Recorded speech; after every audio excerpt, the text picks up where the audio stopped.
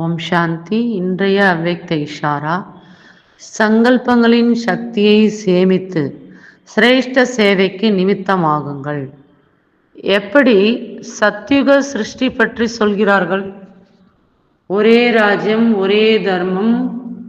அதுபோலவே இப்போது சுயராஜ்யத்திலும் கூட ஒரே ராஜ்யம், அதாவது சுயத்தின் அறிவுரையின்படி நீங்கள் அனைவரும் நடக்கிறீர்கள். மனம் தனது மனதின் வழியை செலுத்தாமல் புத்தி தனது நிர்ணய சக்தியில் குழப்பத்தை ஏற்படுத்தக்கூடாது.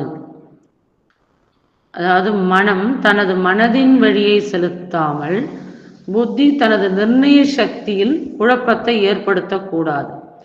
சம்ஸ்காரம் ஆத்மாவை ஆட்டி படைப்பதாக இருக்கக்கூடாது. அப்போது ஒரே தர்மம், ஒரே ராஜ்யம் என சொல்வார்கள். ஆக அத்தகைய கட்டுப்படுத்தும் சக்தியை தாரணை செய்யுங்கள்.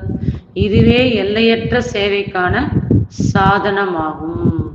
அச்சா. ஓம் சாந்தி.